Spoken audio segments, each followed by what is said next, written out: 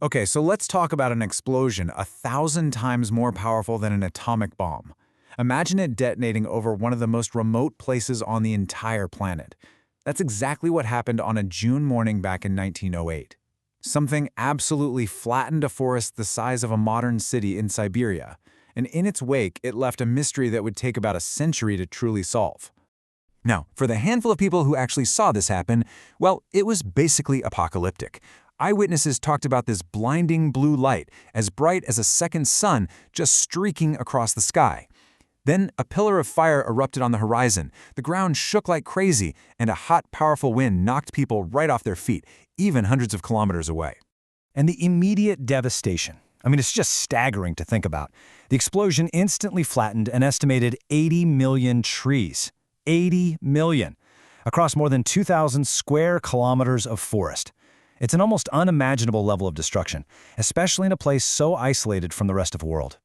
To really put that power into perspective, scientists figure the energy released was somewhere between 3 and 20 megatons. That is, at a minimum, 1,000 times the force of the atomic bomb that hit Hiroshima in 1945. This wasn't a local event. This was a planetary scale event. And the effects weren't just felt in Siberia. Oh no, a shockwave literally circled the globe. Seismic stations as far away as Washington, D.C. actually registered the tremor. And for days afterwards, dust that was thrown way up into the atmosphere made the night skies glow so brightly across Europe that people in London could apparently read their newspapers outside at midnight. So, you'd think an explosion this massive would leave a pretty obvious scar on the landscape, right? A gigantic crater. But when investigators finally got to the site, what they found wasn't an impact zone. It was a riddle. And it took a surprisingly long time, nearly 2 decades, for the first scientific expedition to even get to the blast zone. I mean, the region was just so remote, and Russia was caught up in war and revolution.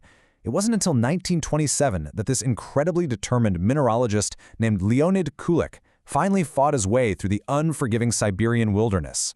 So Kulik arrives, expecting to find this massive impact crater.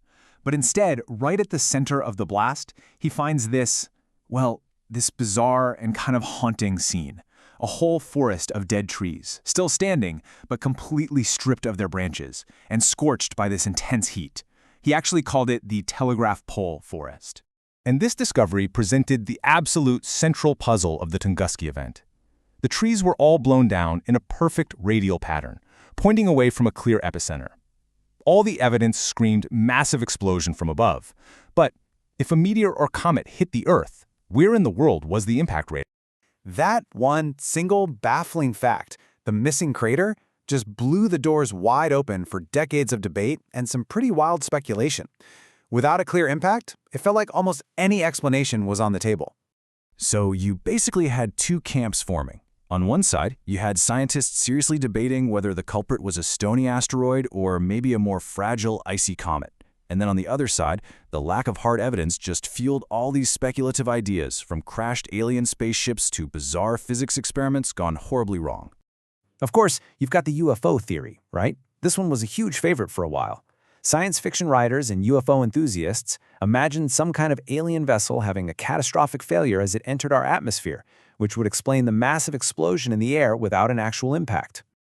Then there was this other really wild one that captured people's imagination. The idea that the inventor Nikola Tesla, who was experimenting with wireless energy transmission from his tower in New York, had accidentally unleashed this super powerful beam of energy that just devastated the Siberian forest. Okay, so back in the world of mainstream science, it really boiled down to 2 main suspects. Was it a dense, rocky asteroid that just shattered under the immense atmospheric pressure? Or was it a fragile comet, basically a dirty snowball of ice and dust, that simply vaporized before it could ever hit the ground? So for almost a century, the mystery just sat there, unsolved. But here's the crazy part. The crucial clue needed to finally figure out what happened in Siberia, well, it wasn't found on Earth at all. It came from watching a spectacular cosmic collision happening hundreds of millions of miles away. Yep, in 1994, astronomers all over the world pointed their telescopes at Jupiter and watched as fragments of a comet, called Shoemaker-Levy 9, slammed into the giant planet. And they didn't create craters on the surface. Instead, they exploded high up in Jupiter's atmosphere, creating these massive fireballs and shockwaves. It was a perfect, large-scale demonstration of what most likely happened at Tunguska. This observation basically sealed the deal for the leading theory. Tunguska was an airburst.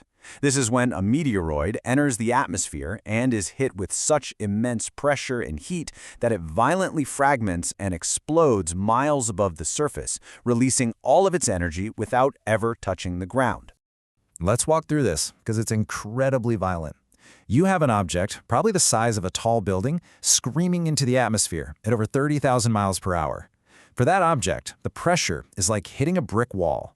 It causes it to break apart and detonate in a massive explosion. It's the shockwave from that explosion that flattens everything below. And just like that, the airburst model solves the entire puzzle. The huge shockwave? That explains the 80 million flattened trees. The direct downward force of the blast explains the standing telegraph pole forest, right at the epicenter. And because the object completely vaporized in the sky, there was no impact, and therefore, no crater. Mystery solved. So, okay, we've solved the mystery. But why should we care about some century-old explosion in a remote wilderness today? Because Tunguska wasn't just a historical curiosity. It was the first modern warning that, we live in a cosmic shooting gallery. To really get the scale here, think about that 2013 airburst over Chelyabinsk, Russia. That blast was about half a megaton and it injured over 1,000 people. Well, the Tunguska event was up to 40 times more powerful than that, and both of them make the Hiroshima bomb look tiny in comparison. And maybe the most sobering lesson we've learned from events like Chelyabinsk is about how often these things happen. While Tunguska-sized impacts are really rare, thank goodness, smaller but still very dangerous airbursts are not once-in-a-lifetime occurrences. We now know they can happen on the scale of decades. You can really see a clear progression in how we've come to think about this. Tunguska was the mysterious warning. Chelyabinsk, which was captured on all those dash cams and broadcast globally, was the modern wake-up call. And that wake-up call led to a real response, NASA's DART mission, which in 2022 actually proved we could successfully change an asteroid's trajectory. And the legacy of that day in 1908 is now formally recognized. The United Nations has declared June 30th, the anniversary of the Tunguska event, as International Asteroid Day. It's a global effort to raise awareness about these risks and, more importantly, our ability to do something about them. The story of Tunguska is so much more than just solving a cool mystery. It's the story of how we learn to look up and recognize a very real threat. That bright flash in the Siberian sky was a clear warning, and the question it leaves us with today is, are we ready for the next one?